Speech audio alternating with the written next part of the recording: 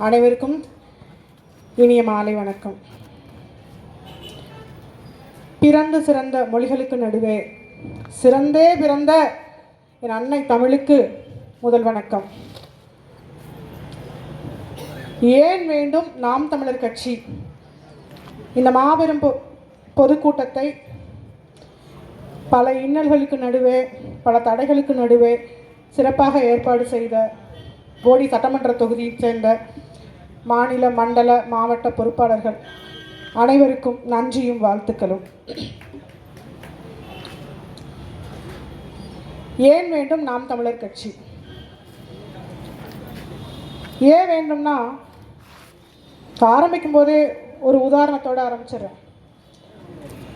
கும்கின்னு ஒரு படம் வந்துச்சு, பார்த்துருப்பீங்க. அதில் தம்பி ராமையா கைரேகை பார்த்துட்ருப்பாரு. அந்த ஜோசியர் சொல்வார், நீ 50 வயசு வரைக்கும் துக்கப்பட்டு துயரப்பட்டு வேதனைப்பட்டு அவமானப்பட்டு வாழ்க்கையில் என்னென்ன அசிங்கம் இருக்கோ அத்தனையும் வருஷப்படுத்திடுவார். இது எல்லாம் பட்டு அப்போ நான் ரொம்ப ஈகராக கேட்பார், 50 வயசுக்கு மேலே இதெல்லாம் மாறிடுமான்னு கேட்பார். அப்போ தான் அவர் உண்மையை சொல்வார், இல்லை அதுவே உனக்கு பழகிரும்னு சொல்லிடுவார். அது மாதிரி தமிழர் நாட்டை திராவிடம் என்ற ஒற்றை சொல்லாடலில் அடிமைப்படுத்தி ஆண்டு நம் வரலாறு தெரியாமல் நம்மளை இப்படி நடுத்தருவில் நிற்க வச்சு இலவசத்துக்கு கையேந்த வச்சு அதையே நமக்கு பழக்கமாயிடுச்சு. இப்போ என்ன பண்ணுறோம்? 1000 ரூபா ஸ்டாலின் கொடுத்தாருன்னு ஓட்டு போட்டோம். அப்போ அடுத்த எலெக்ஷன் நம்ம இலக்கு என்ன? 1500 யார் கொடுப்பா? அதை இலக்க வச்சுட்டாங்க. வளர்ச்சி திட்டங்கள் பற்றி மக்களுக்கு ஏதாவது தெரியுமா? தெரியாது. உங்க பிள்ளைகளுடைய எதிர்காலத்தை பற்றி ஏதாவது தெரியுமா? நீங்க என்ன நினைச்சிட்டு இருக்கீங்கன்னா, பிள்ளைகளின் எதிர்காலம் அப்படின்னா பேங்க் பேலன்ஸ் எவ்வளோ இருக்கு, இன்ஜினியரிங் படித்தா இந்த ஐடி கம்பெனியில் வேலை கிடைக்குமா, இந்த காலேஜில் படிக்க வைக்கலாமா, இதுக்கு எவ்வளோ செலவாகும் அப்படின்னு உங்கள் சொந்த பிள்ளைகளை பற்றி நீங்கள் 1000 கனவு கண்டுட்டு இருக்கீங்க. ஆனால் அரசு என்ன கனவு கண்டுட்டு இருக்கு தெரியுமா? எந்த அரசு?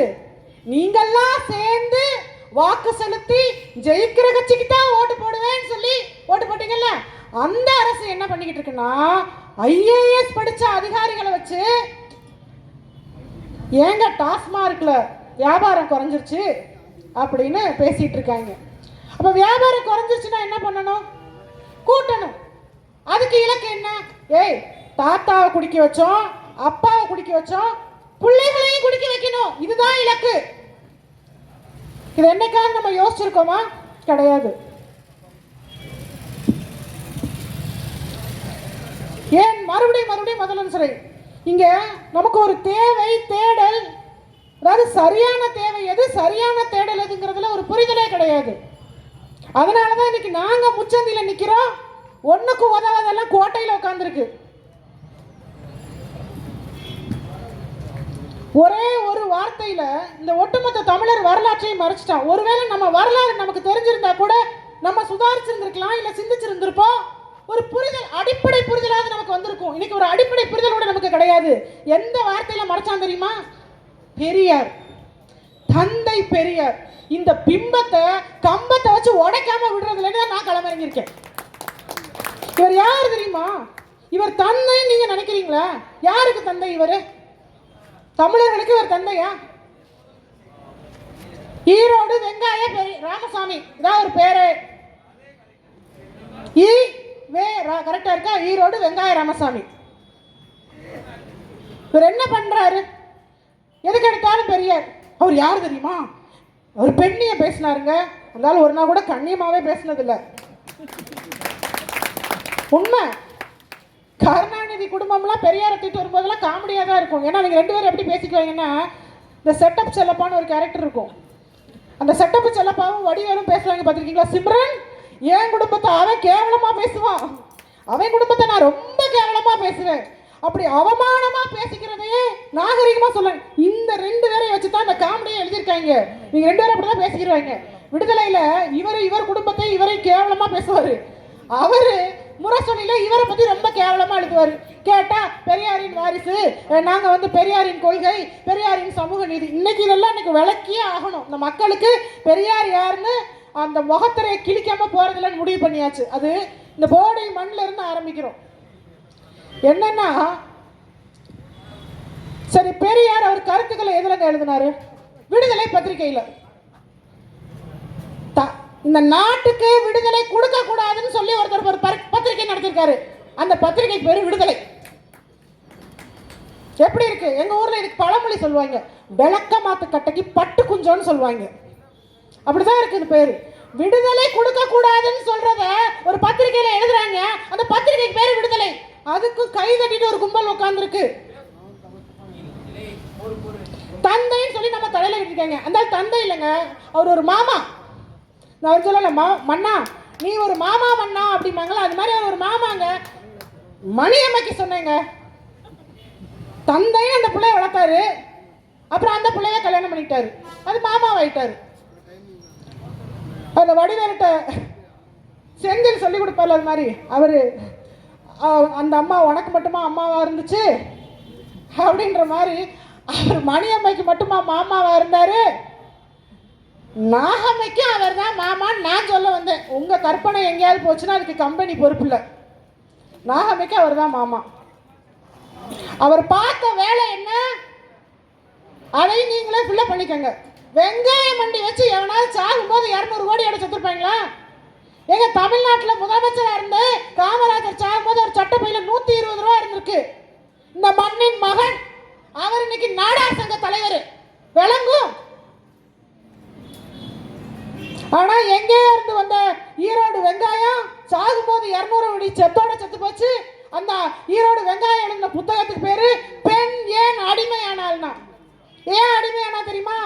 72 வயசு தாத்தா அவரோட மூத்திரவாளியை சுமக்கிறதுக்கு காசு கொடுத்து ஒரு செவிலியரை வேலைக்கு வச்சிருந்துருக்கலாம். அவங்க ஒரு கருணை உள்ளத்தோட சேவையாற்றிருப்பாங்க. அதை வச்சிருந்தில்ல, கோடி கோடியா சாகுற வரைக்கும் வச்சிருந்துருக்கலாம்ல, வச்சுக்கல. என்ன பண்ணாரு? மணியம்மைய திருமணம் பண்ணி மனைவியாக்கி தான் பக்கத்துல வச்சுக்குவாராம்.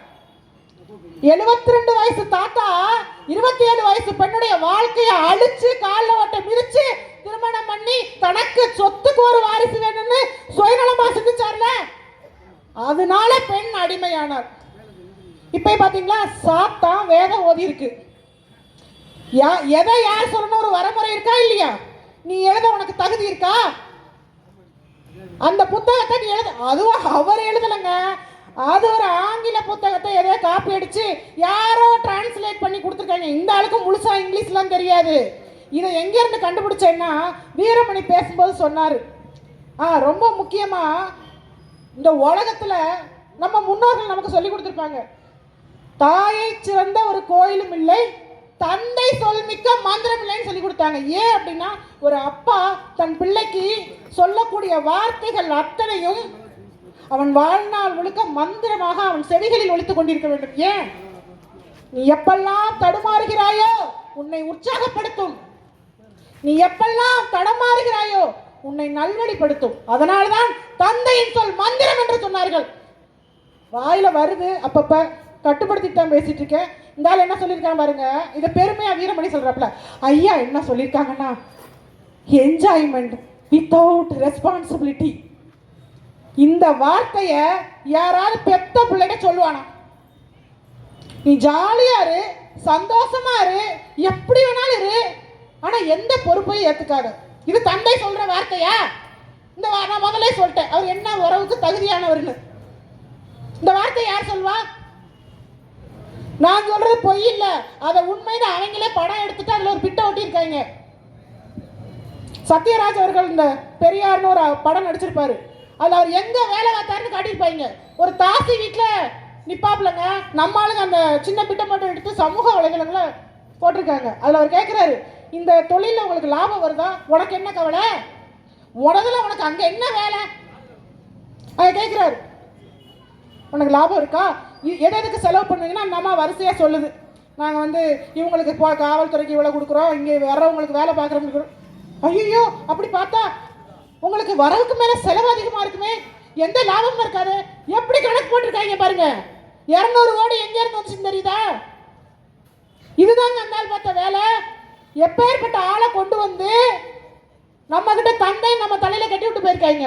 இந்த ஆள் சாதாரண ஆள் இல்ல. மணியம்மைக்கு பேட் பாயா இருந்துட்டு, நாகம்மை இருக்க காலகட்டத்தில் பிளே பாயா இருந்துட்டு, இப்படி வாழ்ந்த ஒரு வாழ்க்கை ஒரு ரொம்ப சுத்த கேவலம் கட்ட கேவலம் அந்த ஆளுடைய வரலாறு.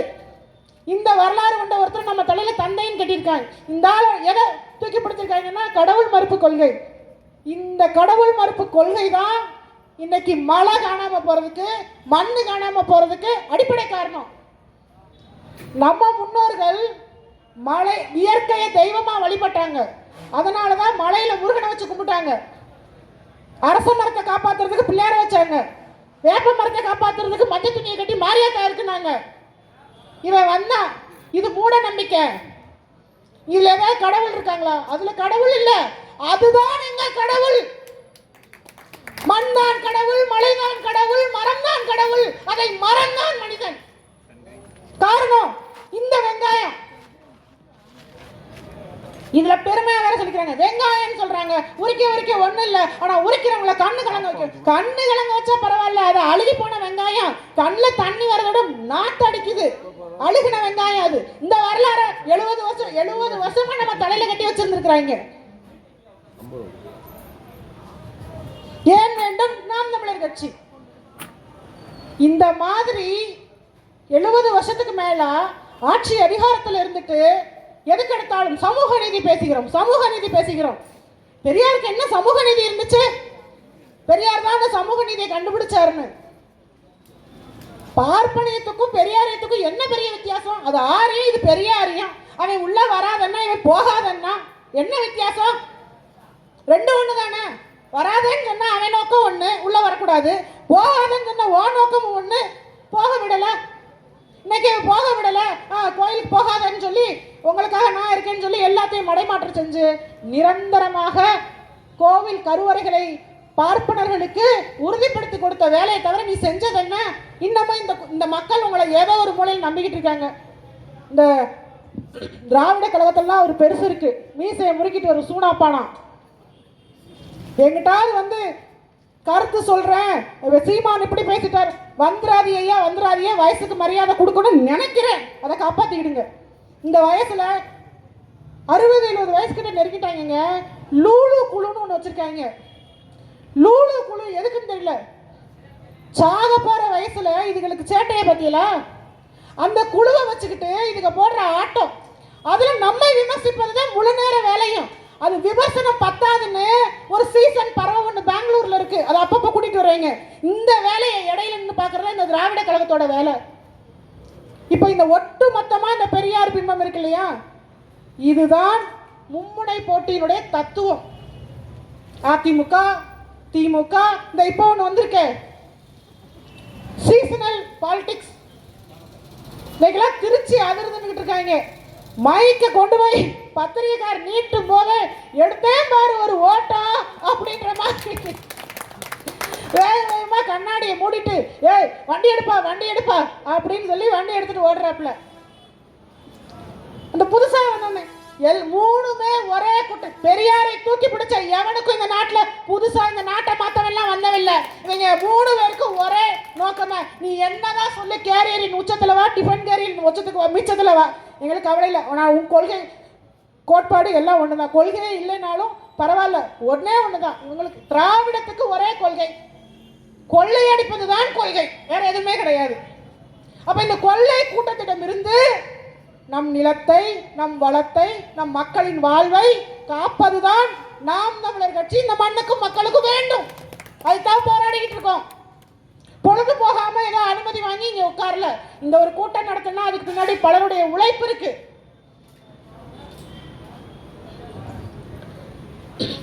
முதல்ல பெரியார் பிம்பம், அடுத்து யாரை தூக்கிட்டு வந்தாங்க? அண்ணா. கடைசியில அண்ணாவுடைய நிலைமை இன்னைக்கு என்ன தெரியுமா? இந்த கரகாட்டக்காரன்ல ஒரு காமெடி சீன் வரும். இந்த காரை வச்சிருந்த சொப்பன சுந்தரியை இப்ப யார் வச்சிருக்கான்ற மாதிரி அண்ணாவை இப்ப யார் வச்சிருக்கான்ற மாதிரி போட்டி கொண்டு வந்துட்டாங்க. என்னன்னா நேத்து திமுக வச்சிருந்துச்சு, அடுத்து எம்ஜிஆர் போன உடனே அதிமுக வச்சிருந்துச்சு அண்ணாவை. இப்ப அதிமுக வச்சிருந்த அண்ணாவை யார் வச்சிருக்கா? விஜய் வச்சிருக்காரு. அண்ணாவுடைய கொள்கையை தூக்கிட்டு போலவீங்க. அவர் நிறைய பேசியிருக்கிறார், நமக்கு கருத்து முரண்களும் உண்டு. ஆனா அவர் கொள்கையை தூக்கிட்டு போல, அண்ணாவோட புகைப்படத்தை தூக்கிட்டு போயிட்டாங்க. ஏற்கனவே இந்த ரெண்டு பாலிடிக்ஸ் இடையிலையும் ஒரு டீலிங் இருந்துச்சு. பெரியாரை யார் வச்சுக்கிறா, அண்ணாவை யார் வச்சுக்கிறான்னு. கருணாநிதி பெரியாரை வச்சுக்கிறட்டும், எம்ஜிஆர் அண்ணா வச்சுக்கிறட்டும்னு இந்த கடப்பா உனக்கு மடப்பா எனக்கு மாதிரி டீல் பேசி பிரிச்சுட்டு வந்ததான் இந்த ரெண்டு கட்சியும். இவன் மூணாவதா உள்ள புகுந்து இங்க இருக்க பெரியாரை உருகி இவன் கொள்கை தலைவர்னா, அடுத்த மாநாட்டுக்கு தூக்கிட்டு வந்து இங்கிட்டு இருக்க அண்ணாவை உருகிட்டு வந்துட்டான். மூன்றுமே ஒரே சாக்கடையில் ஊறிய, ஒரே குட்டையில் ஊறிய மட்டை தான். மாற்றெல்லாம் கிடையாது, ஏமாந்துடாதீங்க. ரொம்ப குறிப்பா பள்ளி மாணவர்கள், அந்த பிள்ளைகளுக்கெல்லாம் ஒரு புரிதலும் கிடையாது. சின்ன சின்ன குழந்தைங்களை மாநாடுன்ற பேர்ல காலையில இருந்து வெயில்ல நிப்பாட்டி வச்சுட்டு, எந்த மக்களை நேசிக்கும் தலைவன் செய்கிற செயலா இது? ஏய், நாம் தமிழர் கட்சி மேடைக்கு வந்து பாரியா, காலையில இருந்து களப்பணி செய்வாங்க. எல்லாரும் எப்படி இருக்காங்க அதே மாதிரி தான் எங்க அண்ணா இருப்பாரு. மேற்கூரை இல்லைன்னா இங்க நிக்கிறவங்களுக்கு கிடையாது, அங்க உட்கார்ந்துருக்கணும் கிடையாது. நாங்க காஞ்சா அவரும் காய்வார், நாங்க நினைஞ்சா அவரும் நினைவாரு. உன்னை மாதிரி கேரவன்லயே உட்காந்துட்டு மேல வந்துட்டா அப்படியே கருணாநிதி தனம் டிட்டோ உட்காந்து மேல மேடையை போட்டு ஏர் கூலர், அவர் எப்படி பின்னாடி தலைக்கு கீழே எல்லா பக்கமும் ஏர் கூலர் வச்சுக்கிட்டு படுத்திருந்தாரோ, உண்ணாவிரதம் இருந்தாரோ, அதே மாதிரி வராங்க சின்ன சின்ன பசங்க. அவன் ஆர்வத்துல அவனை அரசியல் படுத்த உனக்கு வக்கு இல்ல, நீ கட்சி ஆரம்பிச்சு தொடங்குது எங்க தலைவிதி. அந்த பசங்க மேல ஏறும்போது புடிச்சு புடிச்சு என்னமோ இந்த புடி குஞ்சம் புடிச்சு இந்த கோழி குஞ்செல்லாம் வரும்போது தூக்கி எறிவாங்களே, அது மாதிரி புடிச்சு புடிச்சு எறிகிறாங்க. இதை நான் ஒரு வார்த்தை கேட்டுட்டேன் போன கூட்டத்தில், அதை எடுத்து எக்ஸ் தளத்தில் பகிர்ந்துருந்தேன். என்னன்னா, அந்த காணொலியில புதுசா ஒருத்தர் வராரு. அவர் எதுக்கு வராருன்னு கேட்டா, தலைவா வா, தலைமை ஏற்க வாண்ணா. எதுக்குன்னு கேட்டா, வந்து சிஸ்டத்தை மாத்து, கஷ்டத்தை போக்குன்னா. இந்த பக்கம் ஒரு சவுண்டு கேட்டுச்சு, எதுக்கு? இஷ்டத்துக்கு பேசாதியடா, முதல்ல என் நஷ்டத்தை போக்கடான்னு சொல்லி ஒருத்தர் தலையில துண்டை போட்டு அழுதுகிட்டு இருந்தாரு. யாருன்னு பார்த்தா, மாநாடுக்கு சேர் கொடுத்தாருல அந்த மகான், அவர் அழுதுகிட்டு இருந்தாரு. ஒப்பாரி சத்தம் இங்க வரைக்கும் கேக்குதுடா, நம்பி கொடுத்தாரு. நல்லா கேட்டுக்கங்க, மாநாட்டுக்கு நாற்காலி கொடுத்தவனே நடுத்தருவுல உட்காந்துட்டான். இவங்க கிட்ட நாட்டை கொடுத்தா என்ன கதிக்காகும்னு பாத்துக்கங்க. அந்த நாற்காலி 10,000 சேர உடைச்சிருக்காங்க, சுக்குநூறா. அவன் சொல்லிட்டு போறான், ஏய் எந்த நம்ம முன்னாடி திமுக விமர்சனம் பண்ணுவோம், சேர தூக்கிட்டு போவாங்க, என்ன கிடைச்சதெல்லாம் தூக்கிட்டு போவாங்க. இவங்க வாட்டர் பேக்கெட் தூக்கிட்டு போவாங்க, கீழே விரிச்சிருந்தாங்கல்ல அந்த ஸ்கிரீன் கிளாத் மாதிரி, அதை கிழிச்சு ஒவ்வொருத்தரும் அவன் வீட்டு ஜன்னல், கதவு, கர்டைன்ஸ் எல்லா அளவும் எடுத்து கிழிச்சுக்கிட்டு இருக்கான். இது எல்லாத்தையோட ஹைலைட் என்னன்னா, தண்ணி பாட்டில் தூக்கிட்டு போனா பரவாயில்லைங்க, ஒருத்தர் பார்த்தா பாட்டில் தண்ணிலாம் நமக்கு பத்தாதுன்னு சொல்லி தண்ணி டேங்கோட தலையில வச்சு தூக்கிட்டு போயிட்டாங்க. இதுதான் ஓப்பனிங்கே. சொல்லுங்களே, நல்ல தொடக்கம் என்பது பாதி சிறந்த முடிவுக்கு சமம்னு சொல்லுவாங்க. உங்க முன்னாடி சொல்லுங்க, ஓப்பனிங் சரி இருக்காது, பினிஷிங் சரியா இருக்குன்னு. உங்க ஓப்பனிங்க பெரிய ஓட்டையா தான் இருக்கு, அம்புட்டு ஓட்ட சொல்ற மாதிரி இருக்கு. சின்ன சின்ன பிள்ளைகளை எல்லாம் ரசிகர் கூட்டமா, ரசிகர் எங்க சந்திக்கணுமோ அங்க சந்திக்கலாம். அரசியல் படுத்தணும் முடிவு பண்ணிட்டீங்கன்னா முதல்ல அரசியல்னா என்னன்னு நீங்க தெரிஞ்சுக்கணும். சும்மா எடுத்த உடனே எல்லாருக்கும் குறி, நான் நாளைய முதல்வரே சிஎம் எங்க தலைவர் கோட்டையில கொடியேற்றுவாரு, வழங்கிரும் கோட்டையில கொடியேற்றுனா. நீ தாண்டா எங்களை விட அதிகமா கஷ்டப்படுவீங்க. வெயில்ல காஞ்சது கூட எனக்கு கவலையா தெரியல. துண்டு மாநாடுன்னு வச்சு ஒரு மாநாடுக்குன்னு யார் யார் கொள்கை தலைவரோ ஒரு 5 நிமிஷம் பேசுங்க. அஞ்சலை அம்மாள் பத்தி சொல்லுங்க, காமராஜர் பத்தி சொல்லுங்க. ஆஹா, சட்டியில இருந்தாதாங்க அகைப்பையில வரும். நீங்க ஏதாவது கேட்டு நாங்க ஏதாவது சுரண்டி அட்டி சட்டி வெறும் சட்டின்ற சத்தம் வெளியில கேட்டுரும். அதனாலதான் இன்ன வரைக்கும் ஐயா பத்திரிகையாளரை சந்திக்கல. எங்க பத்திரிகையாளரை பாருங்க, வடிவ சொல்லப்பல என்ன ஆனாலும் பரவாயில்ல, கிரௌடை என்கிட்ட அண்டை விட்டுறாதான் எனக்கு அலர்ஜி அப்படின்ற மாதிரி பத்திரிகையாளர்களை பக்கத்துல கூட அண்டை விட மாட்டாங்க. ஏன்னா இங்க ஒண்ணு இல்லை, விஷயம் ஒண்ணு இல்லைங்கிறது வெளியில தெரிஞ்சிடும். உலகத்திலேயே உண்மையிலே நான் மற்ற ரஜினிகாந்த் அவர்கள் கூட பார்த்திருக்கேன். நான் இந்த மொழி தாய்மொழி அவருக்கு கிடையாது. ஆனா பேச சொன்னா ஏதோ அவருக்கு தெரிஞ்ச ஏதோ ஒரு மேடையில என்ன நிகழ்வுக்காக போயிருக்காரு, அதை பற்றி பேசுவாருங்க. ஆனால் இங்கே அப்படி இல்லை, சுத்தம். அவர் என்ன நினப்பில் வந்திருக்காருன்னா 10 டேக்கு 15 டேக்குனாலும் வாங்கிடலாம். எங்கே ரீல் ஸ்க்ரீனில் நீ வாங்கிடலாம். இது ரியல் ஸ்க்ரீன் ராஜா. இங்கே ஒன் மேன் ஷோ, இங்கே எல்லாமே சிங்கிள் டேக்கு.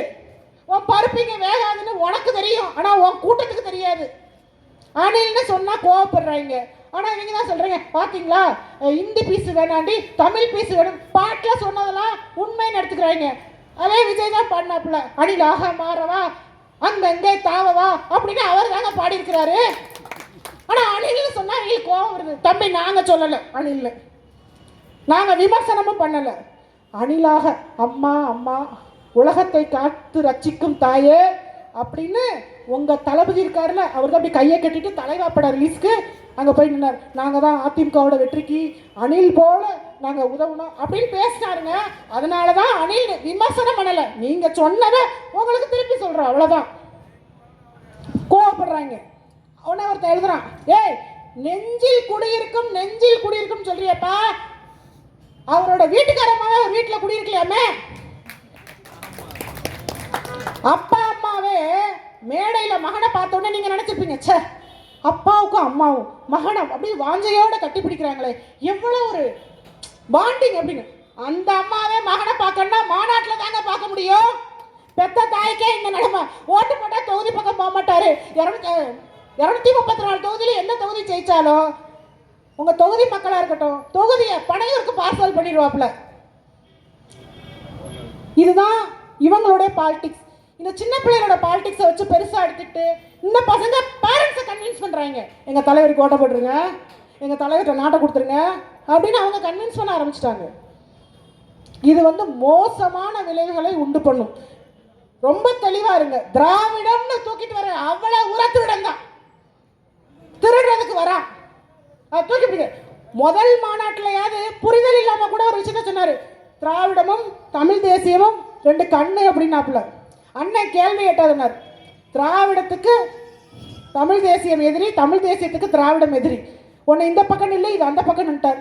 அவர் எந்த சைடோ அதை கரெக்டாக முடிவு பண்ணி நின்றுட்டாரு, இந்த வந்துட்டாப்புல.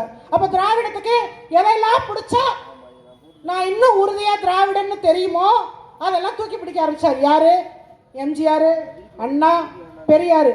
மீதி பேரை பாருங்க பின்னாடி கொண்டு போயிட்டாப்புல, பேக்ரவுண்டு கொண்டு போயிட்டாரு. ஃப்ரண்ட் ரோக்கு யார் வந்துட்டா? அண்ணாவும் பெரியாரும். ஒருத்தர் திமுக, இன்னொருத்தர் அதிமுக விளங்கும். அப்போ மறுபடியும் இன்னொரு திராவிட கட்சியை தூக்கி பிடிச்சா இவங்களுக்காக ஆட்டையை போடுறது, எந்தெந்த கான்ட்ராக்ட் எங்கெங்கே கிடைக்கும், எது எதில் கிடைக்கும் எல்லா டீட்டெயிலும் தெரியும். அவனுக்கு அதை கூட ஸ்கிரிப்டில் எழுதுனாதான் தெரியும். ஆட்டையை போட கூட ஸ்கிரிப்ட் கேட்பாங்க, பார்த்துக்கோங்க.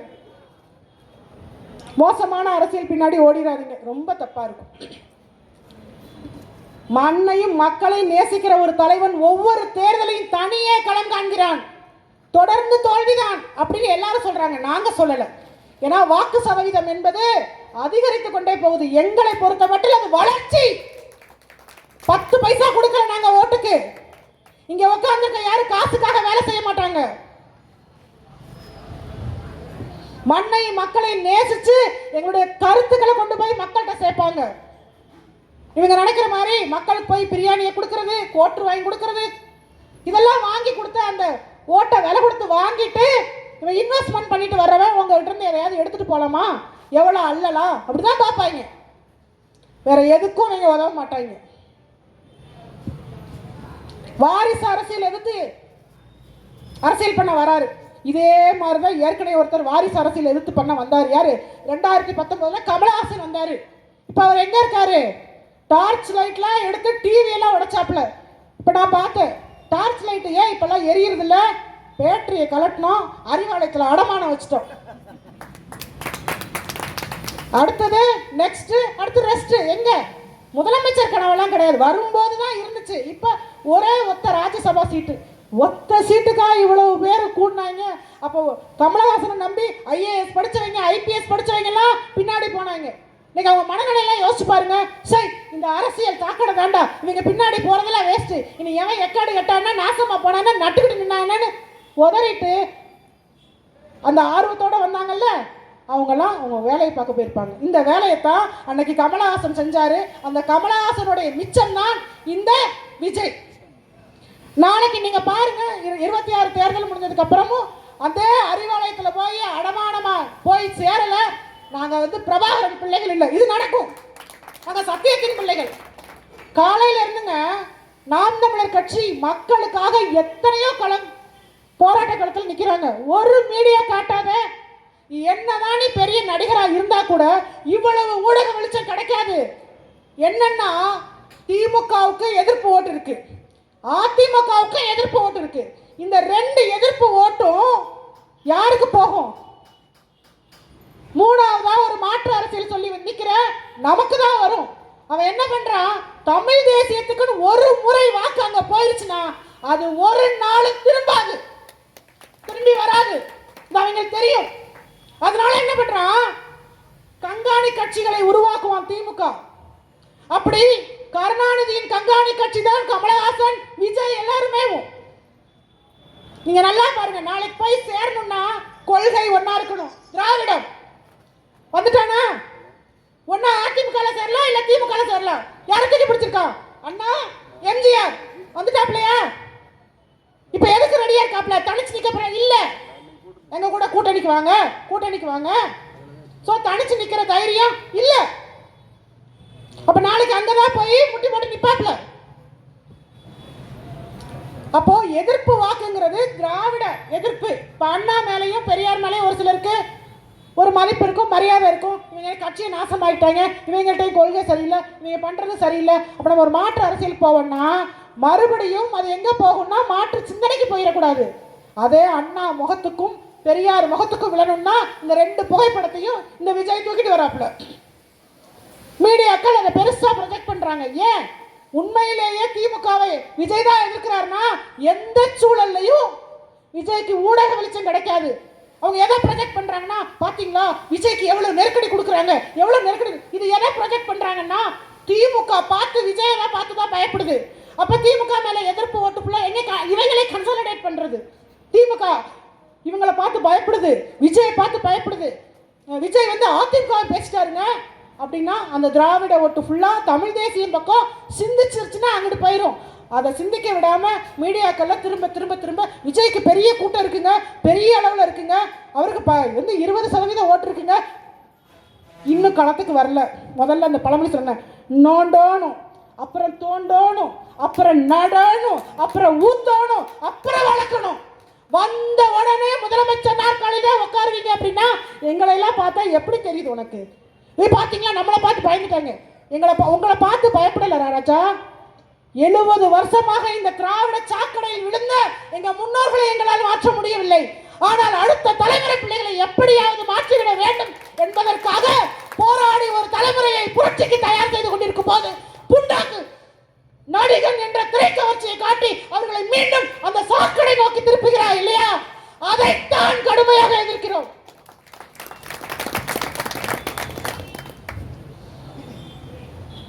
இதுல பெருமை வேற. உங்களுக்கு என்ன, ஒரு அம்மா பேசும்போதெல்லாம் பார்க்க ரொம்ப கேவலமா இருந்துச்சு, ரொம்ப வருத்தமா இருந்துச்சு. அந்த அம்மா சொல்லுது, சிரிக்குது, அப்படி ஒரு சந்தோஷம், சிரிப்பு, உற்சாகத்தோட. எனக்கு என் வீட்டுக்கார கூட பிடிக்காதுங்க, எங்க விஜய் மாமாவை தான் பிடிக்கும் அப்படிங்குது. கொஞ்சம் சிந்திச்சு பாருங்க. அந்த அம்மாவோட குழந்தைங்க பார்த்தா அந்த அப்பா மேல எப்படிங்க மதிப்பு மரியாதை வரும்? நாளைக்கு அந்த அப்பா பிள்ளைங்களை கண்டிக்கும் போது அந்த பிள்ளை என்ன சொல்லும்? ஏய், எங்க அம்மாவே உன்னை மதிக்கல, பொதுவெளியில சொல்லிருச்சு, என்னை கண்டிக்கிற வேலையில வச்சுக்கிறாங்க சொல்லிட்டு போகாதா? அப்போ இந்த சமூகத்தை கிட்டத்தட்ட எப்படி கொண்டு வராங்க? கேலி கூத்தாக்குறாங்க. ஏற்கனவே இவங்க பல நிகழ்ச்சி நடத்தி இந்த சமூகத்தை சின்ன பின்னமாக்குற வேலையை தான் ரொம்ப காலமா பண்ணிக்கிட்டு இருக்காங்க. இது தான் அடிப்படையா அரசியலா இந்த சமூகத்துல நிறைய மாற்றங்கள் பண்ணிக்கிட்டு இருக்காங்க. நம்ம தான் சுதாரிப்பா இருக்கணும். நடிகன் வந்த உடனே அவன் நாடால தகுதி உண்டு அப்படின்னா மக்கள் பிரச்சனைங்கிறது A4 சீட்லயோ துண்டு சீட்லயோ பார்த்து படிப்பது அல்ல. நீ தினம் தினம் பாக்குற மக்கள் எதுலாம் கஷ்டப்படுறான், துன்பப்படுறான், துயரப்படுறான்னு இங்க இருந்து வரணும் ராஜா, இங்க இருந்து வரணும். இப்படி வச்சுக்கிட்டு இந்த பார் எங்ககிட்ட எதுவும் கிடையாது, இந்த ஏறினதுல நான் பேசுறேன், பஞ்ச் டயலாக்லாம் நெஞ்சில இருந்து வரணும். A4 சீட்ல இருந்து வரதுக்கு பேர் பஞ்ச் டயலாக் இல்ல ராஜா, அது கிரிஞ்ச் டயலாக்.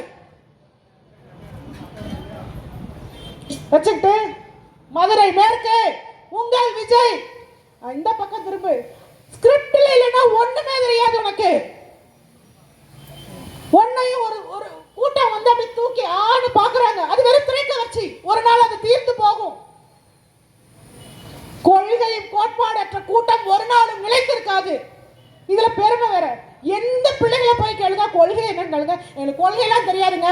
ஒருத்தர் பேசுறாரு, எங்க தளபதி களத்துக்கு வரணும், அவர் இனிமேதான் மக்கள் பிரச்சனை என்னன்னு தெரிஞ்சுக்கிறணும், அது ரொம்ப முக்கியம் இல்லைங்க. ஆமா, மக்கள் பிரச்சனைலாம் என்னன்னே தெரியாம கட்சி ஆரம்பிச்சு 2 மாநாடு போட்டாச்சு. வந்தவன் சொல்றான், எங்க தளபதி இனிமேதான் மக்கள் பிரச்சனையை பத்தி தெரிஞ்சுக்குவாரு, மக்களை போய் சந்திப்பாரு, அது வரைக்கும் என்ன பண்ணுவாரு, எல்லாரையும் பனையூருக்கு வர சொல்லி பாடம் எடுப்பாரு. எவ்வளவு ஒரு மோசமான சூழல்ல உட்கார வச்சுக்கோங்க. இவ்வளவு போராடுகிற பிள்ளைகளை ஏன் நாம் தமிழர் கட்சி வேணும்னா, இன்னைக்கு எங்கேயாவது யாருக்காவது குருதி தேவையா, கூப்பிடுற நாம் தமிழர் கட்சிக்காரங்க கூப்பிடுறது எங்களுக்கா, அது எந்த வகையா இருந்தாலும் அவங்கிட்ட. ஏன் எங்க பிள்ளைய எந்த நேரமும் குடிச்சிட்டு மட்டையாய் படுக்கிறது எங்க பிள்ளை இல்லப்பா, எப்ப கூப்பிட்டாலும் வருவாங்க. பனைமரம் நட வேண்டுமா, பச்சிலம் குழந்தை இத்தனோடு பிள்ளையில இருந்து பெரியால இருந்து வயசானால இருந்து பாருங்க, சனி ஞாயிறுனா பனை விதை பிறக்க போவான், ஒரு வாரம் அடுத்த வாரம் போய் நட போவோம். பிள்ளைங்க அரசியல் படுத்துவதுன்னா என்னன்னு வந்து கத்துக்கோங்க முதல்ல. இங்க சும்மா ஜெயிச்சுட்டா எல்லாரும் என்ன நினைக்கிறாங்கன்னா, வெற்றிங்கிறது திமுகவுடைய வெற்றி அதிமுகவுடைய வெற்றி கிடையாது. வெற்றிங்கிறது தேர்தலில் ஓட்டு போட்ட மக்களுக்கானதா இருக்கா, ஜெயிச்சது மக்களா? மக்கள் ஜெயிச்சிருந்தா எதுக்கே 4 போடி பஸ் ஸ்டாண்ட்ல ஒட்டிருக்கான், 4.5 வருஷம் கழிச்சு போஸ்ட் ஒட்டிருக்கான். ஓரணியில் திரளுவோம், 45 நாட்களில் உங்கள் கோரிக்கைகளை நிறைவேற்றுவோம். 4.5 வருஷம் புடுங்க முடியாததை 45 நாள்ல புடுங்குவோம் இருக்கேன். அதையும் நம்பி உங்களுடன் ஸ்டாலின் அப்படின்னு போறது, அந்த மனுவை வாங்கி பொட்டலம் அடிக்கிற கடைக்கு கொடுத்துக்கிட்டு இருக்காங்க. எடைக்கு போட்டு எங்ககிட்ட திருச்சியில் ஒரு அம்மா வந்துச்சு, கணக்கு எடுத்துக்கிட்டு வந்துச்சு, அவங்க பேர் என்ன வீட்டு நம்பரு அப்படின்லாம் எழுதிட்டே வந்துச்சு. அந்த அம்மாட்ட வாங்க, என்ன உங்களுடன் ஸ்டாலின், இது வரைக்கும் அவர் எங்கே இருந்தாலும் எனக்கு சொல்லிட்டு போங்கன்னு. எம்மா தாய் செய்த நீ ஆளை விட்டுருங்க, எனக்கு எதுவும் தெரியாது, கணக்கு எடுத்துக்கு இந்த மாதிரி நோட்டீஸை கொடுத்துட்டு வந்தீங்கன்னா 300 ரூபா காசு தரேன்னாங்க, அதனால நான் வீடு வீடாக வந்து இந்த நோட்டீஸை கொடுத்துட்டு இருக்கேன், அதில் ரொம்ப முக்கியம் உங்கள் நம்பரை கொடுத்துருப்பாங்கன்னுச்சு. எதுக்குன்னு இல்லைங்க, அந்த 300 ரூபா எனக்கு தரேன்னதே இப்போ வரைக்கும் கொடுக்கலன்னுச்சு. அந்த அம்மாக்கே 300 ரூபா கொடுக்கலையா, அந்த அம்மா என் நம்பரை கேட்குது, கொடுக்கலன்னா உங்கள்கிட்ட சொல்கிறேன் கொஞ்சம் பேசி வாங்கி கொடுங்க அப்படின்னு கேட்குது. இந்த நிலைமையில தான் வச்சிருக்கிறாங்க. அங்கே ஒருத்தர் எங்கள் பக்கத்து வீட்டுக்காரர் சொன்னார், ஆமாம் ரொம்ப கூட்டம் வந்துச்சு, நீங்கள் என்னமோ சொன்னீங்க உங்களுடன் ஸ்டாலின்லாம் தேவையில்லாதுன்னு வீடு தரேன்னு இருக்காங்க வீடு இல்லாதவங்களுக்கு அப்படின்னு. நான் என்ன சொல்கிறேன்னா, ஒவ்வொரு தேர்தலுக்கும் தேர்தல் வாக்குறுதின்னு ஒன்று ரெடி பண்ணுவாங்க எல்லா கட்சியும், எதையுமே நிறைவேற்ற மாட்டாங்க. ஏன் சொல்லுங்க? ஏன்னா அடுத்த தேர்தலுக்கு வாக்குறுதியும் கொடுக்காதவங்கிட்ட எதுவுமே இருக்காது, அதனால எதையுமே நிறைவேற்ற மாட்டாங்க. அவ்வளவு பெருந்தன்மையானவர்கள். நிறைவேற்றிட்டா நீங்க எல்லாம் நல்லா இருந்துருவீங்க. திமுக ஓட்டு போடுவீங்களா? போட மாட்டாங்க. நல்லா இருந்தா நம்மளை பத்தின சிந்தனையே வராது. இலவச அரிசியை யாராவது தேடுவீங்களா? ஒன்றும் இல்லை. உங்க குடும்பத்துக்கு ஒரு 50,000 மாசம் வருமானம் வர்றதுக்கு உங்க ஊர்லயே நான் அண்ணன் சொன்ன மாதிரி பழக்கூழ் தயாரிக்கிற ஃபேக்டரி, ஏலக்காய் ஃபேக்டரி, எல்லா ஃபேக்டரியும் போடியிலையும் தேனிலையும் இருந்துருச்சுன்னா இங்க இன்ஜினியரிங் படிச்ச பசங்க சென்னையில போய் ஐடி கம்பெனில வேலை பார்க்க வேண்டியதே இல்லை. மெக்கானிக்கல் இன்ஜினியரிங் படிச்சவனுக்கு இங்கேயே மெஷினரி பார்க்கறதுக்கு வேலை இருக்கும். எலக்ட்ரானிக்ஸ் இன்ஜினியரிங் படிச்ச பையனுக்கு அதே ஃபேக்டரிகள்ல வேலை இருக்கும். ஆடு மாடு வளர்க்கறத அவமானம் நடக்கிற தற்கொலைகளுக்கு சொல்றேன். ஆடு மாடுனா குச்சியை தூக்கிட்டு விரட்டிட்டு போறது இல்லப்பா, சுத்தி வேலி போட்டுருவாங்க, மின்கம்பி போட்டு அதுக்குள்ள ஆடு மாடை வளர்க்கணும். டெய்ரி ஃபார்ம் இன்னைக்கு 1 லட்சம் கோடிக்கு மேல அந்த சந்தை பொருளாதாரம் இருக்கு. ஆனா நீ எதை தூக்கி பிடிப்ப? சாராய பொருளாதாரத்தை. ஏன் தெரியுமா? அதுல வருமானம் இருக்கு அப்படிங்கிறதுக்காண்டி அவன் சாராயம் விற்கல. அதை குடிச்சாதான் நீங்க சிந்திக்க மாட்டீங்க. சிந்தனையற்ற ஒரு சமூகத்தை உருவாக்குவதுதான் அவன் நோக்கம். அதுதான் கரெக்டா பண்றான். இந்த 3 முனை போட்டி 4 முனை போட்டிலாம் கிடையாது, 2 முனை போட்டி தான். ஒன்னு தமிழ் தேசியம், இன்னொன்னு திராவிடம். இந்த திராவிடத்துல 3 கட்சி இருக்கு. இவன் என்னைக்காவது இந்த புதுசா வந்தார்ல டாஸ்மார்க்க மூடுவேன்னு பேசிப்பாரா? பேச மாட்டார். இங்க ஜாதிய படுகொலை நடக்குது இல்லையா, ஆணவ கொலைகள், அதுக்கு எதிராக சட்டம் ஏற்றுங்கன்னு எங்கேயாவது ஸ்ட்ராங்கா பதிவு பண்ணிருக்காப்ல? பண்ண மாட்டார். அவர் எங்க கொள்கை எதிரிங்க, இவர் எங்க அரசியல் எதிரிங்க. சரி, அரசியல் எதிரினா எந்த அரசியல் எதிர்க்கிற, எந்த கொள்கை எதிர்க்கிற? நாங்க சனாதனத்தை எதிர்ப்போங்க, நாங்க இதை எதிர்ப்போம். அது சும்மா எதுவுமே கிடையாது. எங்க அண்ணன் உதயநிதி கூட ஒரு நாள் ஒரு வாட்டி சொன்னாப்ல, சனாதனத்தை கோசா அடிப்பது போல அடிப்போம்னாப்ல. அப்ப சனாதனம்னா என்னன்னு தெரியணும்ல. உங்க தாத்தாக்கு அப்புறம் உங்க அப்பா உங்கள் அப்பாவுக்கு அப்புறம் நீங்கள், இப்போ உங்களுக்கு அப்புறம் உங்களுடைய வாரிசு, இப்படி கொண்டு வரீங்களே, இதுதான் ஆகப்பெரும் ஜனநாயக சனாதனம். அதில் கருணாநிதியை கூட சேர்த்துக்கலாங்க.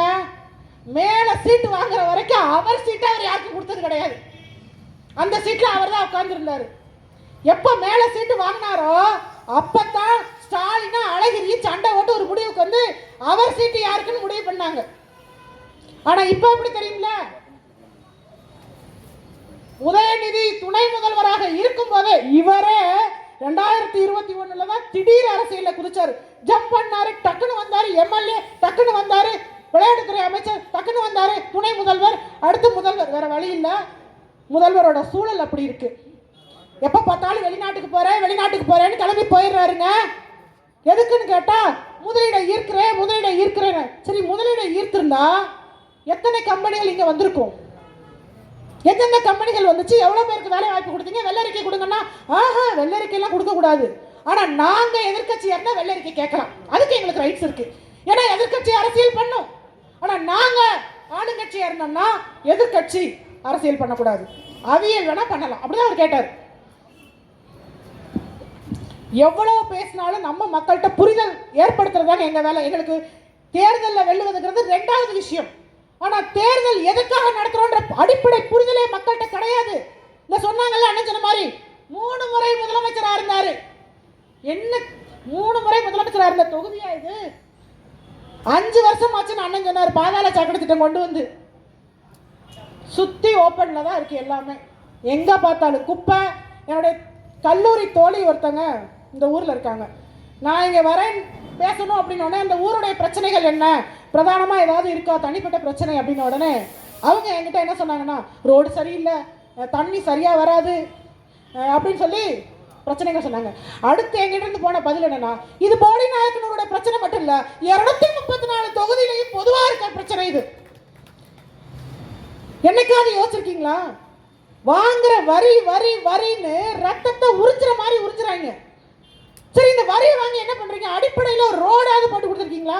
உலகத்திலேயே உண்மையிலே மியூசியம், இந்த வெளிநாட்டு பயணிகள்லாம் வந்தாங்கன்னா எங்க ஊர்ல மட்டும்தாங்க மாடி வீடு கேள்விப்பட்டிருப்பீங்க, மாடி ரோடு கேள்விப்பட்டிருக்கீங்களா? Double bit road, multi bit road, ஒட்டுப்போட்ட ரோடு, இதெல்லாம் நம்ம ஊர்ல தான் இருக்கும், வேற எங்கேயும் இருக்காது. ஆனா நம்ம மட்டும்தான் ரோட் டாக்ஸ் கட்டுவோம், சுங்கச்சாவடின்ற பேர்ல தினம் பிடுங்குவோம் காசை, தினம் பிடுங்குவோம். ஏன் டெய்லி காசு வாங்குறியே, போறப்பெல்லாம் காசு வாங்குறேன், தினம் ரோடு போடுறேனா? தினம் ரோடு. சரி, நல்ல சாலையாவது இருக்குதா? ரொம்ப முக்கியமா இந்த ஆட்டோ ஓட்டுறவங்க கிட்ட பேசியே ஆகணும். ஊபர் ஓலான்னு வெளிநாட்டு கம்பெனிக்காரனை வந்து சம்பாதிக்க எப்படி அனுமதிக்கிறான்? அந்த சாஃப்ட்வேரை நம்ம படிச்ச பிள்ளைகளுக்கு யாருக்காவது அந்த வேலையை கொடுத்து, சாஃப்ட்வேர் படிச்ச பிள்ளைங்களுக்கும் வேலை இருக்கும். நம்ம ஆட்டோ ஓட்டுநர்களை அரசே அதை இணைச்சு அவங்கள அரசு ஊழியரா மாற்ற முடியுங்க, மாற்ற முடியும். எவனோ தனியார் முதலாளி சம்பாதிக்க, அதுக்கு இவங்களுக்கு யோசிக்க தெரியாது. எல்லாத்தையும் கான்ட்ராக்ட் விட்டுறணும்.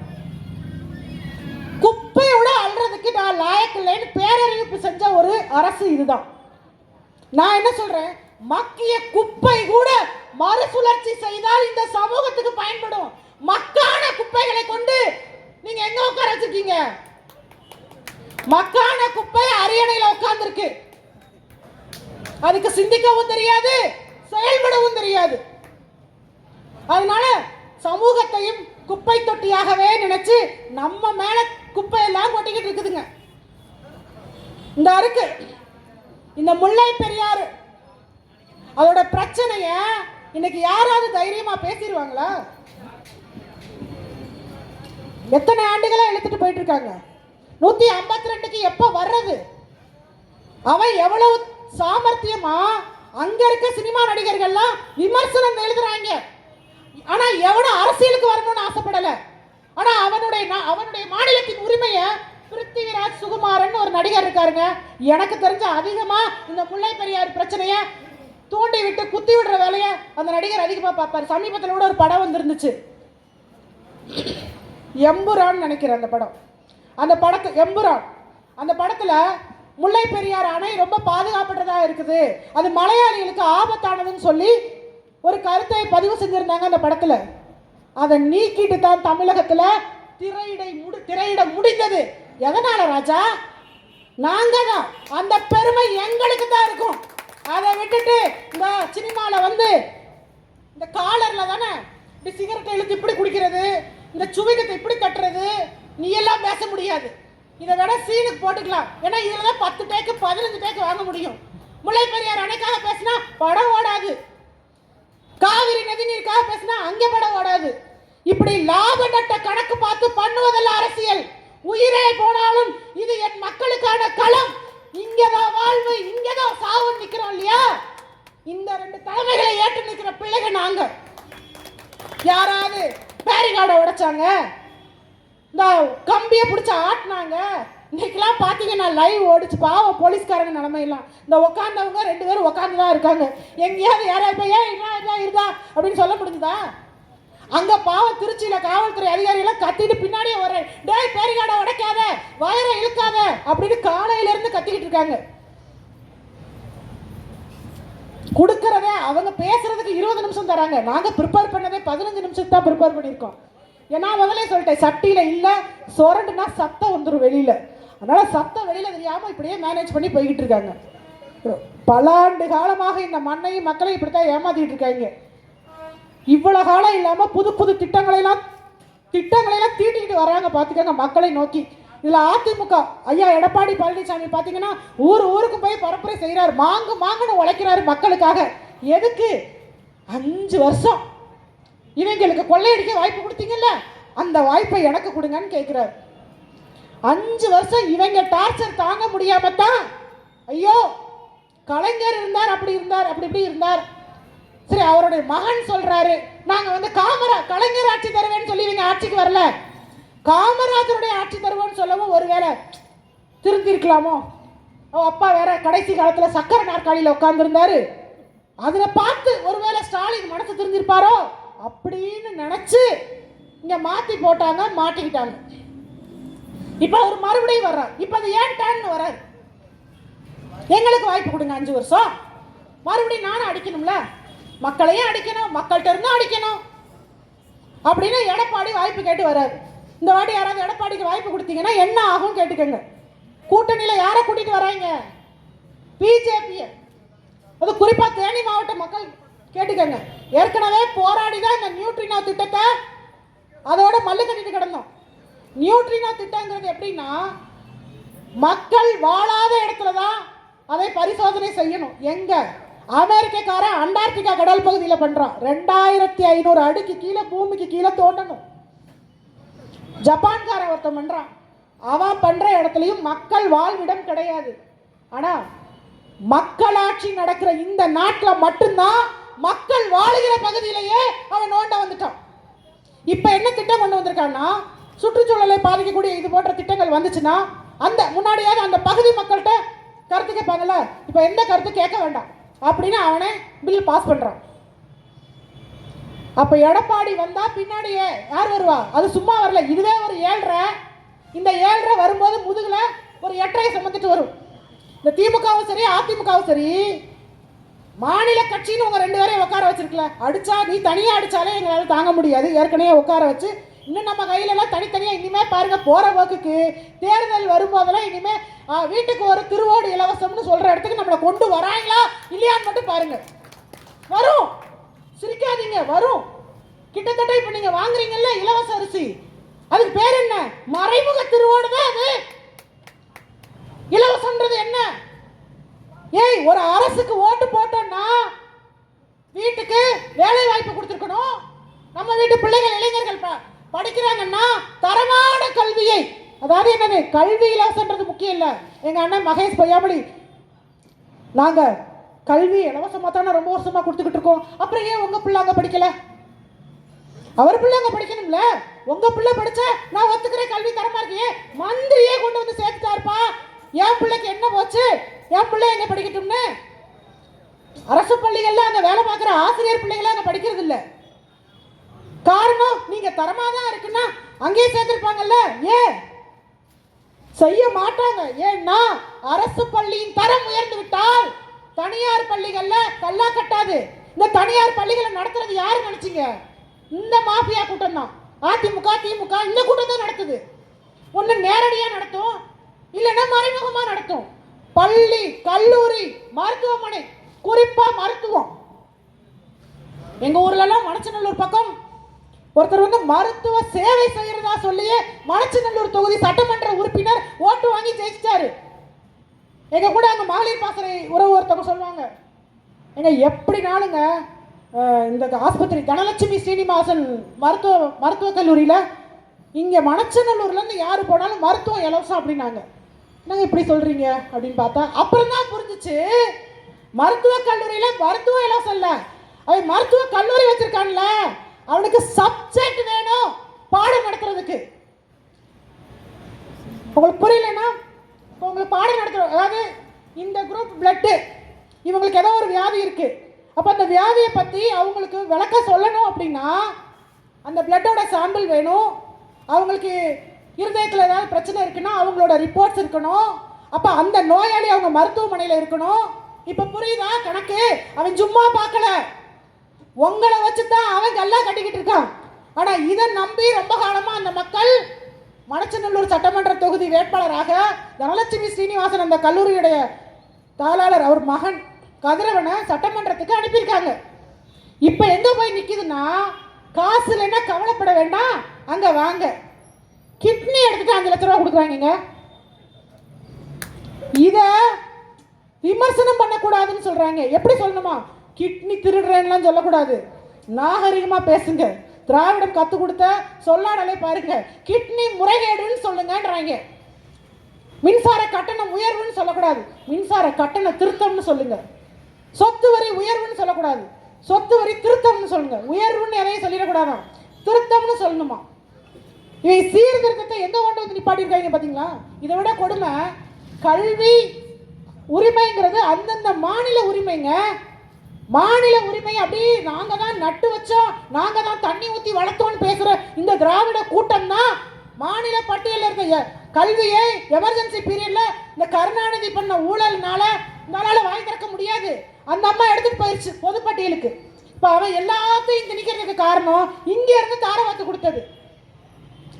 இன்னைக்கு நம்ம சம்பாதிக்கிறதுல பெரும்பாதி எங்க போகுது அப்படின்னா பிள்ளைகளுடைய படிப்புக்கு தான் அதிகமாக செலவு பண்றோம். பாதி பேர் கடனாளி. கல்வியை கடன் வாங்கி படிக்கும் நிலைமையை உருவாக்கியது யார்? அதை விட கேவலம் கட்ட சமூகம் வேற எதுவுமே கிடையாதுயா. ஒரு தரமான கல்வியை அந்த பிள்ளை என்ன படிக்க நினைக்குதோ அந்த கல்வியை கூட உன்னால இலவசமா கொடுக்க முடியல, கடன் வாங்கி படின்னு சொல்லிட்டு கல்வி கடன் கொடுப்பதை பெருமையா சொல்றாங்க வெளியில. சம்பாதிக்கிறதுல பெரும்பாதி கல்விக்கும் மருத்துவத்துக்கு தான் செலவு பண்றோம். ஆனா யாருக்குமே புரிதல் இருக்காது, ஏன் மருத்துவத்துக்கு நம்ம செலவு பண்ணணும் அப்படின்னா இந்த ஊருக்குள்ள இருக்க மரத்தை பூரா வெட்டிடுவாங்க. இதுல கேலி கிண்டல் வேற.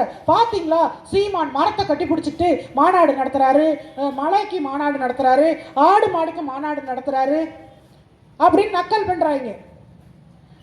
வைரமுத்து ஒரு கவிதையில அழகா எழுதியிருப்பார், மரம்ன்ற ஒரு கவிதையில் எழுதியிருப்பார். அது நீண்ட நெடிய கவிதை, அதுல ரொம்ப அழகான வாசகம் இருக்கு. மரம்தான் மரம்தான் எல்லாம் மரம்தான், அதை மறந்தான் மறந்தான் மனிதன் மறந்தான் எழுதியிருப்பாரு. இன்னும் ரொம்ப தெளிவா எழுதியிருப்பாரு. என்னன்னா, உனக்கு எல்லாமே இந்த மரம் தான் கொடுத்தது. பிறந்தியா, தொட்டில் உபயம் மரம், நடக்க ஆரம்பிக்கிறியா, அந்த நடைவண்டி உபயம் மரம், இப்படி எல்லாத்தையும் மரம் தான் நமக்கு கொடுக்குது. ஆனா அந்த மரத்தை வெட்டி நாசமாக்கி அள்ளிட்டு போவாங்க. குளோபல் வார்மிங்னு அங்கங்க பெரிய பெரிய சயின்டிஸ்ட்லாம் வச்சு கருத்தரங்கு நடத்துவாங்க. ஆனா அது எங்க தீர்வு இருக்குன்னு அந்த தீர்வு நோக்கி மாநாடு போட்டா நம்மளை பார்த்து பைத்தியமாங்க. சொல்றவன் யாரு அப்படின்னா, கார்பரேட் காரனுக்கு காடை வித்து மலையை வித்து கமிஷன் வாங்குற புரோக்கருக்கு என்ன அறிவு இருக்கும்? நாம புரோக்கருக்கு தான் ஓட்டு போட்டிருக்கோம். அவங்களுக்கு எந்த புரிதலும் இருக்காது. கடைசி வரைக்கும் இப்படிதான் வாங்கி வாங்கி வாங்கி கல்லா கட்டிட்டே இருப்பாங்க. ஒரு புரிதலும் அவர்களுக்கு கிடையாது.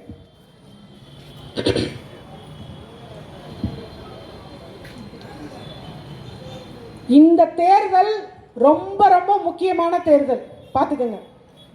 ஏன்னா திமுக ரொம்ப கொடுமைப்படுத்திட்டான் அப்படின்னு நினைச்சு அதிமுக ஓட்டு போட்டீங்கன்னா அவர் வரும்போதே விக்ரமாதித்தன் மாதிரி வேதாளத்தை தூக்கிட்டு வராரு எங்க பிஜேபி. அவன் உள்ள புகுந்துட்டானா அடுத்த 5 வருஷத்துக்குள்ள அதிமுகன்ற கட்சியே இருக்காது, கரைச்சு பிஜேபி நின்றும். பிஜேபி நின்றுச்சு, தமிழ்நாடை நம்ம மறந்துடணும். இந்த நாடு ஏற்கனவே கொண்டு வந்துட்டான். இந்திய திணிச்சாதானே நீ சண்டைக்கு வர, ஹிந்திக்காரனை கொண்டு வந்து அவனுக்கு வாக்குரிமை கொடுக்க ஆரம்பிச்சிட்டான். அதுக்கப்புறம் நம் உரிமைகளை இப்படி மேடை போட்டு சொல்றதுக்கு கூட வாய்ப்பு இருக்குமாங்கிறத கனவிலும் நினைத்து பார்க்க முடியாது. இந்த தேர்தல் பெரிய ஆபத்து இருக்கு இந்த தேர்தலில். அதனால சிந்திச்சு, சும்மா பிள்ளைங்க சொன்னாங்கன்னு இவருக்கு ஓட்டு போட்டோம். போன எலெக்ஷன்ல திமுக வந்துச்சு, இப்ப அதிமுக போட்டுருவோம். சரி, அதிமுக வந்தா பிஜேபி வந்துருமாப்பா, அப்ப பிஜேபி பூத்துரும் சொன்னாங்க. அப்ப பிஜேபி எடுத்து காப்பாத்துறது ஸ்டாலின் அப்படின்னு நினைச்சு இங்கே போட்டீங்கன்னா அங்கேயும் சிக்கிடுவீங்க. ஏன்னா திமுகவுடைய பிஜேபி எதிர்ப்புங்கிறது உண்மை நிலவரம் என்னன்னா, வடிவேலு ஒரு படத்துல நிப்பாருல, வெறப்பா நிப்பாரு, கீழே காலு மட்டும் ஆடும். பில்டிங் ஸ்ட்ராங்கு, பேஸ் மட்டும் வீக்கு. பேசும்போது ஸ்ட்ராங்கா பேசுவாங்க. பிஜேபி எதிர்க்கிறோம், சனாதனத்தை எதிர்க்கிறோம் அப்படிம்பாங்க. நான் முதல்ல சொன்னேன்ல, சனாதனங்கிறது ஆகப்பெரும் சனாதனம் அறிவாலயத்தில் இருக்கிற சனாதனம் தான். அப்படி கொசு அடிக்கிற மாதிரி அடிக்கணும்னா வடிவேலு பூச்சி மருந்து போட்டு ஒரு வண்டியை கொண்டு வந்து விடுவார்ல, அது மாதிரி ஒட்டுமொத்த அறிவாலயமும் வாரிசு அரசியல் தான் பண்றாங்க. அத்தனை மந்திரிகளும் இங்க இருக்கிற மந்திரிகள் ஃபுல்லா மகன் பூரா நாடாளுமன்றத்தில் எம்பியா இருப்பான். இவங்க தான் ஆக பெரும் ஜனநாயகம். ஒட்டுமொத்த கொசுவையும் அறிவாலயத்தில் தான் அடிக்க வேண்டியது இருக்கு. எங்க அண்ணன் உதயநிதிக்கு அங்கதான் வேலை இருக்கு. திருப்பி திமுக போட்டா அவன் அங்க வீக்கு, பண்ணி வச்சது பூரா ஊழல். அவனுக்கு ரொம்ப வசதியா போச்சு. நீங்க பாருங்க, டாஸ்மார்க் ஊழல்ல அரவிந்த் கெஜ்ரிவால் கைதானாரு. தெலுங்கானா அந்த அம்மா, தெலுங்கானாவுடைய அந்த முன்னாள் முதல்வர், அவருடைய மக கவிதா, அவங்கள கைது பண்ணாங்க. ஆனா இங்க மட்டும் எத்தனை ரைடு நடந்துச்சு, அந்த ரைடுல என்ன எடுத்தாங்க, எவ்வளவு ஊழல் நடந்துச்சு, அதுக்கப்புறம் அவங்க மேல என்ன நடவடிக்கை எடுத்திருக்காங்க, எதுவாது யாருக்காவது தெரிஞ்சுச்சா? தெரியல. கேட்டா பிஜேபியை நான் எதிர்க்கிறேன் நிக்கிறாங்க. ஒவ்வொரு ரைடு நடக்கும் போதும் எல்லா மந்திரியும் ஓடி போய் இண்டிகோ பிளைட்டை பிடிக்க வேண்டியது, டெல்லியில் இறங்க வேண்டியது, கவுந்தடிச்சு குப்புற விழுந்துட வேண்டியது. இதுதான் இவர்களுக்கு தெரிஞ்ச. அவன் காரியாகனா யார் காலில் வேணாலும் விழுவாங்க. இப்படி கருணாநிதி செஞ்ச ஊழல தான் சர்க்காரியா கமிஷன்ல இந்திரா காந்தி தான் சரண்டரே ஆயிட்டாப்ல. அதுல போனதுதான் எல்லா உரிமையும். இவங்க கிட்ட போய் நம்ம இன்னும் பேசணும்னா மணிக்கணக்கா பேசலாம், நேரம் குறைவா இருக்கு. அதனால என்னுடைய உரை நான் இதோட முடிச்சுக்கிறேன். மறுபடியும் சொல்றேன், மக்களுக்காகவும் மண்ணுக்காகவும் மண்ணை நேசிச்சு நிக்கிற பிள்ளைகளை கிடைக்கிறது ரொம்ப கஷ்டம். இந்த ஒரு ஜென்ரலா சினிமாக்கள்ல சொல்ற மாதிரி சொல்லணும்னா, நாம நேசிக்கிறவங்கள விட நம்மளை நேசிக்கிறவங்க அமைகிறதுங்கிறது பெரிய விஷயம். அது வாழ்க்கைக்கு அமைஞ்சாலே பெரிய விஷயம். அரசியல் தளத்துல ஒரு இளைய தலைமுறை பிள்ளைகள், ஒரு மக்கள் ராணுவம் அமைவது என்பது உங்களுக்கு கிடைத்த வரம், கடைசி வாய்ப்பு. இந்த தேர்தல் 2 முனை போட்டிதான். பிரபாகரனின் பிள்ளைகளா, பெரியாரின் தொல்லைகளா, இத தீர்மானம் பண்ணுங்க. மறுபடியும் பெரியாருன்னு போனீங்க, அடுத்த தலைமுறை பிள்ளைகளுக்கு வாழ்வே கிடையாது, இந்த மண்ணுக்கு வளம் கிடையாது. எது எதிர்காலம் என்பது இருட்டு போன எதிர்காலம் ஆயிரும். அதை மனசுல வச்சுக்கிட்டு ஒரே ஒரு முடிவு, சாராயம் குடிக்க வைக்கும் இவர்களுக்கு நம் வாக்கா, இல்லை நம் பிள்ளைகளுக்கான வாழ்க்கையை வளப்படுத்தும் எதிர்காலத்துக்கு நம் வாக்கா. யோசிச்சுக்கங்க. பெண் பிள்ளைகளுக்கு பாதுகாப்பை தருவோம். இந்த பாருங்க, நாங்க வெளியூர்ல இருந்து வர்றோம், எங்களுக்கு பாதுகாப்பே எங்க அண்ணன் நம்பி தான் தனியா வரும், தனியா போறோம். ஒரு மாநாடு நடந்தா இந்த கடைசில இருந்து அந்த கடைசிக்கு தனியா போவோம். அப்படியே ஒதுங்கி வழிவிட்டு பாதுகாப்பா எங்க அண்ணன் தம்பி கொண்டு போய் விடுவாங்க.